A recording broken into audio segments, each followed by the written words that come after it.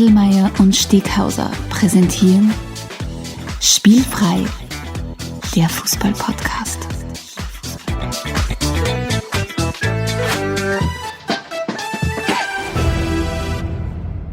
Hello and welcome to Spielfrei, the football podcast direct from Graz. And next to me, who could it be? Stefan, one take wonder Adelmann. Hello, Stefan. It's really good to be here. Thanks for the nice introduction. You're welcome. Why are we talking in English today? We have a very, very special episode today for two reasons. First of all, as you just said, it's our very first episode in English, which makes it a great premiere for us.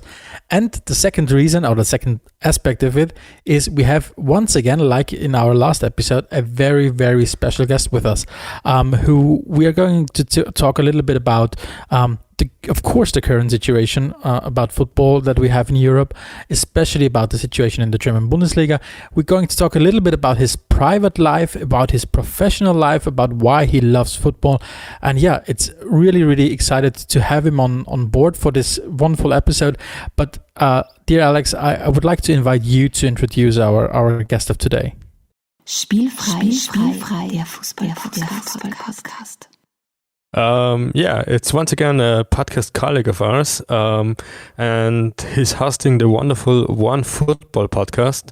Hello, Ian McCourt. Thanks for joining us. Hello. Thank you. Do I get a nickname from the start? Or no, is that just reserved for the regular guests? I'll think about a nickname and I will tell it to you at the end of the episode, okay? Okay. It's depending on how you're doing, how the conversation will go and stuff like that. Do you Be have, kind. Ian, do you have a nickname? I mean, you can always propose a nickname to Alex. I mean, he's thinking of one for you, but you can propose, of course, a nickname. Well, growing up, I never really had a nickname. It was always just my surname. I don't know how it works in other countries, but I was just literally called McCourt. So yeah, very imaginative, I know.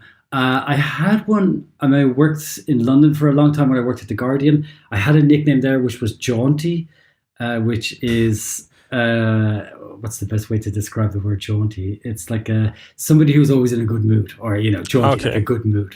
So that was my nickname there. Yeah, you seem like a person who's always in a good mood. I mean, I only know you from your podcast, but still.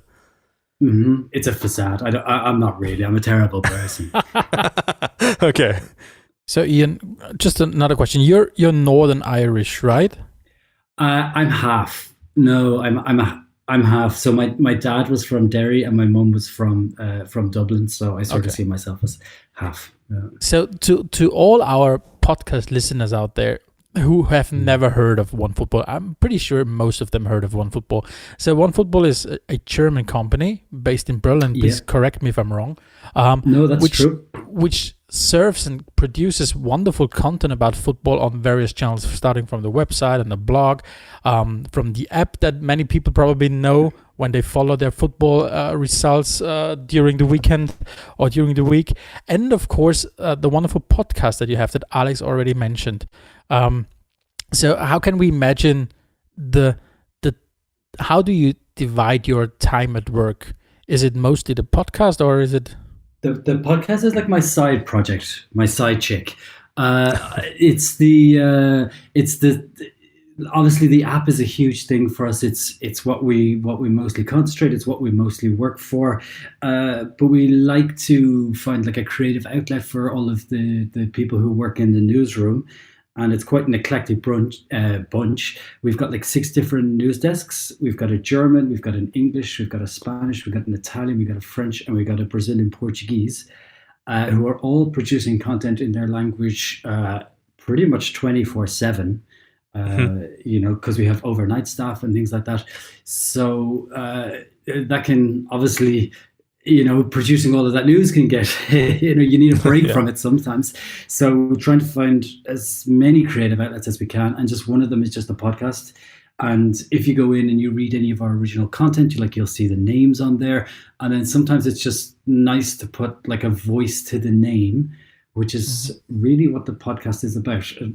Sort of a nice creative outlet. You get to hear what these people who are giving you all this great content are really like, and it's just a different way to consume, I guess, to consume content.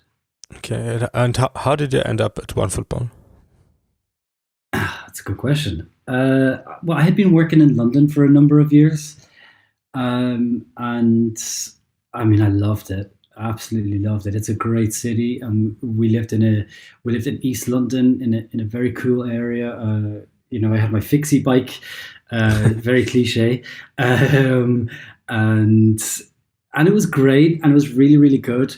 But if you want to do the normal things like own a house or have have space for children, or not spend whatever it is, £2,000 on rent every month for a place that's maybe 80 square meters, then it just wasn't possible. And that's with people who had pretty decent jobs. And moving outside was never really an option, because then you have to pay hundreds of pounds for a train that isn't reliable. So that didn't really interest us either. So my wife is German. Mm-hmm. I'm obviously Irish. I'd lived in Ireland for a long time, so I didn't need to go back there and see what that was like.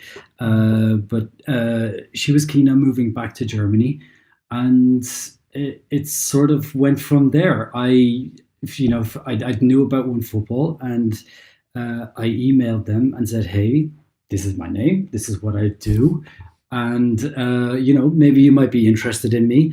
And then I think I had 8 separate interviews. Really? Okay. Wow. Yeah, because the newsroom didn't exist before I arrived there, or at least it didn't exist in how it is now. So I arrived there in January 2015, and myself and another Irish guy, Ray Donahue, we started setting up the newsroom from scratch, basically. Okay, so you created the newsroom, or helped create it? Yeah, let's not. I can't take all of the credit, because somebody else will listen to this and say, "Hold on a second." So yeah, I helped create it, and sort of been there from the start, basically. So you know football Berlin and football London. How does football Berlin compare to London? It doesn't really. How does a weekend feel in Berlin if you compare it with London? I mean, it feels a bit different now than when I first arrived, because Union are back in the Bundesliga, and you see a lot. There seems to be a lot more Union fans around Berlin these days now that they're back in the Bundesliga. Not that I'm suggesting anything, but there definitely seems. I see a lot more scarves on a Saturday, but Berlin with Union being on one side of the city and Hertha being on the other side of the city, and very far removed from the city centre. On a normal Saturday, there could be big matches going on, and you don't really feel it that much. When it's a big cup final, you'll feel it a lot more, because you'll see the fans in town from a couple of days beforehand, especially say with the Dortmund fans, who are quite visible with the yellow jerseys and everything like that. Mm-hmm. But in London, it always, like on a Saturday, you knew it was a Saturday. You knew there was football going on, because wherever part of the city you're in, like if it's north, you've got London, you got Arsenal. On the east, you've got West Ham. In the west, you got Chelsea. In the south, you've got like Charlton and Crystal Palace. So there was quite a lot more going on, and I feel like you could feel it a bit more than what you can in Berlin. Like Berlin is not Berlin's not the center of German football. That's that's over in the west, where Dortmund and Schalke and down in the south, where where the bigger clubs congregate. Hertha and Union, God bless them, but they're just not the biggest clubs in Germany. But do you think they have the potential? I mean, Hertha is spending big money on right now for some new transfers. But do you think that this? I mean, Berlin is. I think it's the 3rd, 4th largest city in Europe. Does it have the potential to become a football Mecca? It should, shouldn't it? I mean, everything's there that it should. Like, especially now with Hertha and the huge amounts they've invested badly But if they were to invest properly, you could see something coming of it. But it's such an odd thing. Like every other capital city, you've teams that really dominate European football. Like you've got Madrid, you've got PSG, you've got Roma, maybe not as much, but you've got these big, huge teams that can really dominate European football. And then you go to Germany, it's like Hertha, really? But I think the potential is there if the investment is done right, but so far the investment has not been done right. And the whole Klinsmann thing was really embarrassing. How that broke down, that wasn't good. That wasn't a good look. Who would have thought that won't work out? I think it's probably some tough weeks for the public relations department of Hertha, because I think they didn't do the best job when it comes to communicating what's happening at the club. No, and then Klinsmann jumped on the Facebook Live. Yeah, strange. If you're a real serious club and you really want to get to the place that Hertha want to get to, then how you put your message out and how you control your image is extremely important. And they failed badly on that one. That was a real facepalm for them. Mm. Okay, coming back to the podcast side, how did you decide to do a podcast, and why did you become the host of it? Well, basically, there was nobody else.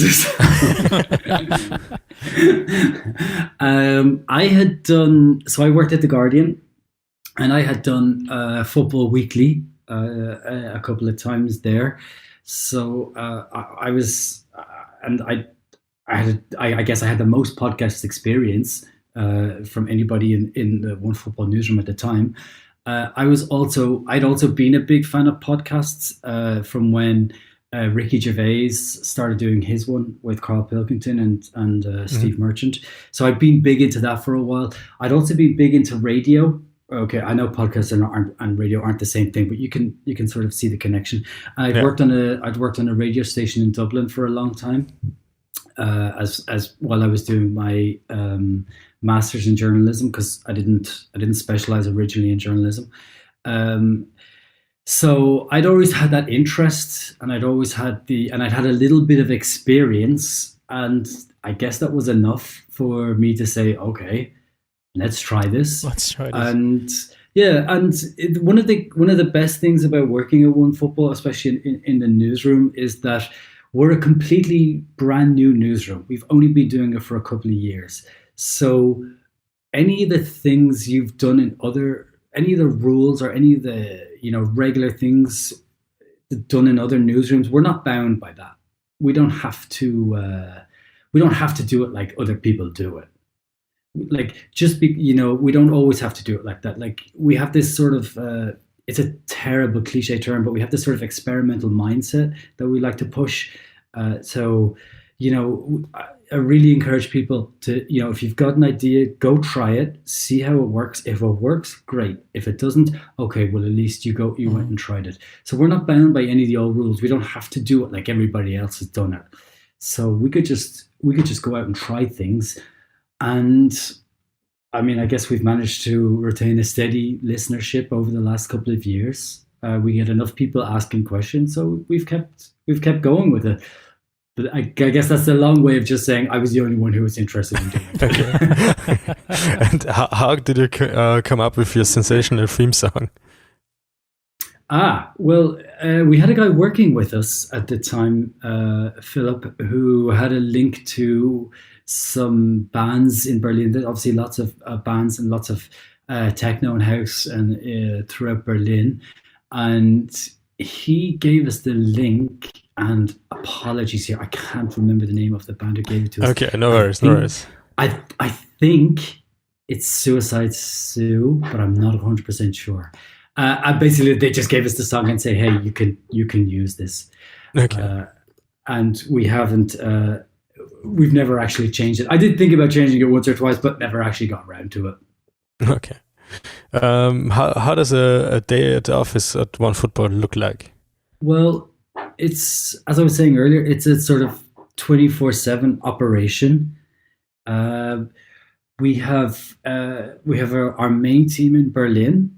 We have then a couple of guys who work from us. One who's American, but who's located in Colombia right now, and who's locked into the 12th floor of a Colombian apartment. So I think it might be in Medellin, somewhere like that. It sounds crazy. Then we have another guy who's out near Salt Lake City who looks after it as well, and we have like a number of teams who we write stories for and who we send pushes for.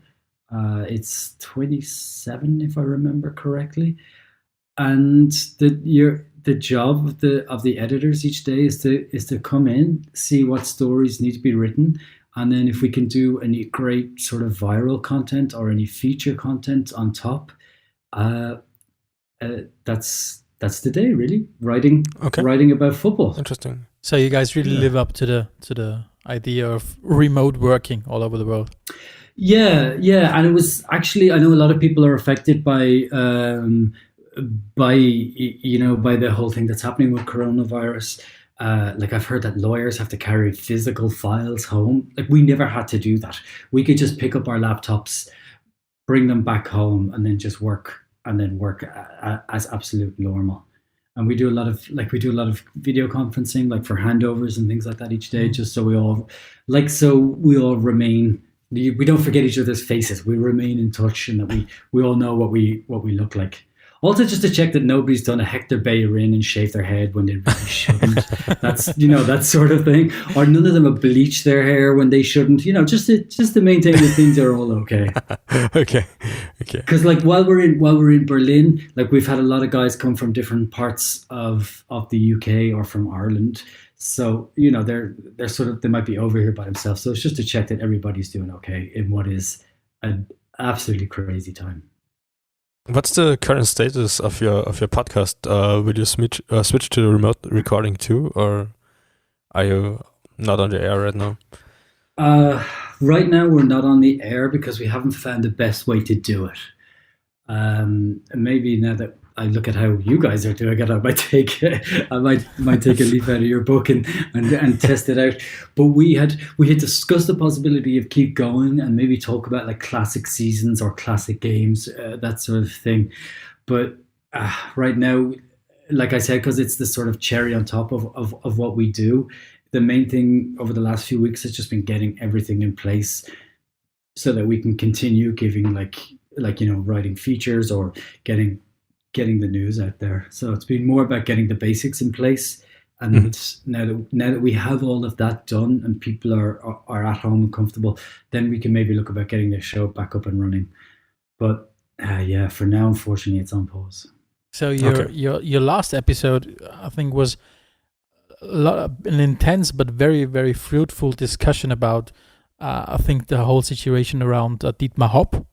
I think it's an episode that I really recommend to our listeners, because I think it was a very, very thoughtful but also emotional discussion about the whole situation.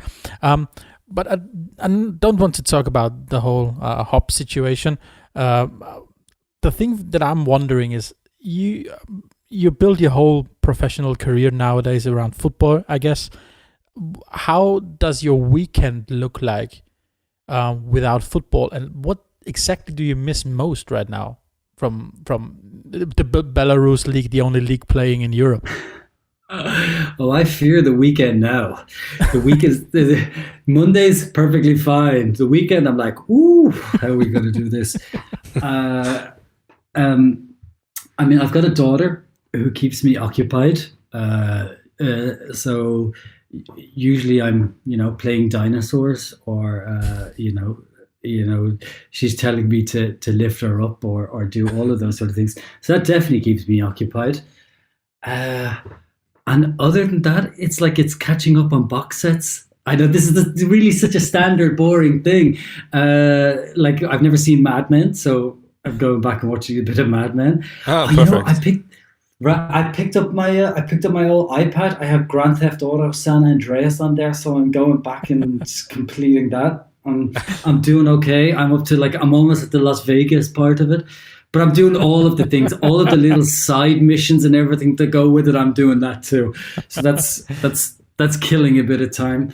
Okay. I got the Disney Plus subscription that's coming along really well. Me too. It's great. Yeah, right. You gotta have that. There's everything on, like everything. I know, right? So you can watch all the Star Wars and everything. So that's quite handy. I listen to podcasts when I can. But I guess, what do I miss about football the most? That's a good question. Just watching it. Just the plain and simple thing of just watching a football match.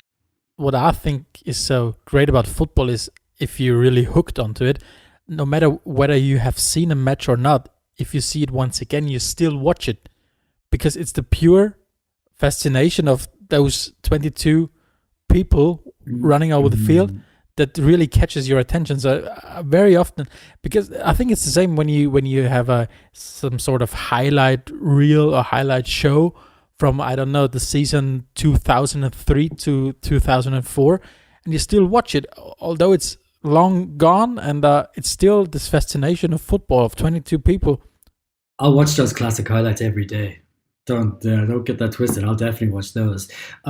We did just to prove your point. We've actually done a lot of classic after each big game. A standard format for us to do is a thing we call 3 points, which is like just a quick 3 analysis of the match that's happened. And we've started doing classic 3 points and going back and revisiting old games like Argentina against England in the World Cup, or Real Madrid against, Man United, sort of all these classic games. And yeah. So obviously it's not only the live aspect of it, it's also this, we're just so used to having the football right now. And I think especially in the last few years with all those streaming services coming up, and you have your football 24/7. If you want, you can watch the Australian League, you can watch the German Bundesliga, you can watch, I don't know, J-League, the J-League. So obviously people just feel like they got rid of some very daily custom that they have, or daily ritual that they have maybe. Yeah. I would just add one thing in. It's also a really good time to go back and look at old footballers that you've forgotten how good they were. Yeah. Like, go back and look at how good Zidane was, or go back and look at how good Kaká was. Like, we talk about these players all the time, or at least I do, because Zidane and Kaká are two of my favorite ever players. But it's, I know they're good, and I realized at the time they were good, but now I go back and I watch them and I'm like, oh, wow. They really were good. Like, Zidane at the 2006 World Cup was insane. Like he destroyed Brazil. I think it was the quarterfinals. I think it was where he destroyed Brazil. He's knocking the ball over players' head. It's a great time to go back and enjoy all of that too. Because normally you don't have time for that. You're like, okay, it's Champions League quarterfinals. It's it's this big game in the Premier League, and you don't have time to go back and look at it. Now you got time. It's nice. Yeah, and I think what already excites me is the prospect of being back at a stadium. I don't know whether it's in 2 months or 4 months or whenever we are able to get back to the stadium. The pure idea of being back into a football stadium or on a small football pitch, if you just watch your local Kreisliga club or whatever, the pure idea of being there again. This is, I think, where so many people are already looking forward to that, which really gives them some energy to hang through this whole situation right now. I think that gets to the heart of what everybody's thinking of right now too. Like, what you're suggesting is just like going to a match or going to watch football with a group of people. That's just a very basic thing to do. Or like going for lunch with people, that's a very basic thing to do. Or just going out in the street, and it's, that's the heart of what we're all missing right now. Our example is football. For others, it's going to the hairdresser, or going for a cycle with friends, that sort of thing. And of course, I'm very much into football and not so much into other sports. But I think this is what makes football so special, because it has so many rituals that are associated with a match day. Like we talked with friends about in one former episode about how they spend their day when they go to the stadium. And I think maybe this is what football makes so special, because you have so many things that you're currently missing. You have your, I don't know, the chats with your friends, that they're going to the pub, or having, I don't know, the time on Sunday morning, early morning, before everyone else in the family is up, and you watch the highlight reel of the Right. of the match day. It's just the normal things, just the normal things. That's for me what this whole coronavirus is about. It's the absence of normal things, and how you can't. Okay, you can get up and watch. You can still get up before all the family if you really want, but you can't go to the pub with your friends. You can't go to the cinema. You can't go to these big stadiums, and that absence of normality, man, that's a killer. So I mean, there are already many people out there, even football officials, who think that, and who say that football is close to dying. Football is dying. So what's your perspective on that? And do you think we should differentiate maybe between the economical part and the sport itself? Wow, that's a big question. Is football dying? Or will it be reborn even brighter in a few months? I guess it depends what you mean by football. I think, say, for example, in Germany, I think a lot of the traditional football culture is dying. And that would worry me. Because I feel like, we don't want to, I don't think we need to get back into the whole scandal surrounding, not scandal, but just the whole debate around Dietmar Hopp and what that represents for the Bundesliga and, millionaire players coming to the defense of another millionaire. But part of that culture, I think, is football as a sport won't. I just can't see it. There's too much. There will always be 22 people playing. Yeah. Right, and there's so much money involved. So much money. The economical part, I mean, I always thought for years that the Premier League was in a bubble and that it can't burst, or that it has to burst sometime. But you look at the TV deals in England, it's just getting bigger and bigger and bigger. There's so much money there. I just can't see it as an economics. I mean, I'm no economist in any way, but it seems to me that will probably stay strong. But the sport itself and how we see it, I think that will change. Especially from a German perspective, I think that will change. I think it will eventually become a lot more like the Premier League and a lot less about what makes German football so special. Or let's say the German football stadium experience so special, which is a shame. It's a real shame.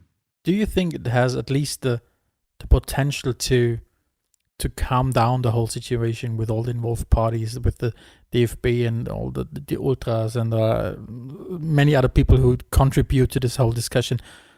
Or do you see a positive potential, for example, to maybe bring back a timeout? Yeah, timeout, and maybe bringing back all the involved parties to the main point that it's all about football and we need to find a solution. Or are you more pessimistic in that sense? Because obviously you sound a little pessimistic, and I think this is what you also converted in your last episode when you talked with your guys in the episode, that many fear that the main things that make the German Bundesliga, for example, so special will die. So do you think that could have something positive as well? Well, one of Dietmar Hopp's companies are working on a what do you call it? Not a solution for coronavirus, but a vaccine for coronavirus. If they were to come up with that and save the world, I think a lot of German football fans might be happy. But it is a timeout, but I don't see it changing from the ultras' point of view. I can't see them changing their mind about this. I feel like they'll still stay strong, and I feel like the other side will still stay strong. So I've no idea. It's very hard to analyze how that's going to play out. My pessimistic view is that, as we were talking with on the podcast, is that there can only be one winner, and that unfortunately will not be the ultras. What's your take on the ultras fan scene? Do you like going to the stadium and be cheered on and be entertained by the collective fans, or do you prefer being at home and watching football on TV? Well, I mean, I was raised on Irish and English football, which is not known for its atmosphere, let's say. So for me, going to like a German stadium, even if it's like the Olympiastadion, is a different experience. And it's, for me, that's the best part of going, okay, you enjoy the football, obviously, that's a given. But beside that, and beside the fact that you can drink decent beer in the stadium, going there and having the constant fan noise, that to me is so important. So losing that, you're going to lose a large chunk of what, like I said, what makes the German or the Bundesliga experience so important. It's even when you go to the smaller grounds, you still have that. It's needed. It really is needed. And without it, it feels a little bit watered down. So I thoroughly enjoy it. Do you have an estimated guess on how the DFL will continue this current season? Or do you think everything is so unclear right now? I think everything's unclear. It's so unclear. And not to be too on my high horse, but football, as much as we all love it and we all want it to come back, is not really the most important thing right now. I guess my guess is that they will continue this season in a very closed, short space of time, maybe from June onwards. I mean, the moving of the Euros would suggest to me that it will be around that sort of time. And given the fact that there's so much money invested in football these days, I think it will have to go through. Because there's too many questions if it doesn't. Like, who gets the Champions League places? Who gets the Europa League places? Who gets relegated? And the money questions and everything that goes with that. So to me, that would be too big a question to remain unresolved. And so there has to be some way of doing it. How do you see the role of UEFA at this point? Because obviously the national associations, they have to coordinate with UEFA, but do you expect them to come up with a clear saying on how the national associations should handle the situation, or do you think that they will be all on their own, deciding individually based on their, I don't know, on their very own way of reading the crisis? I think you have to let them decide on their own. I think every country is different.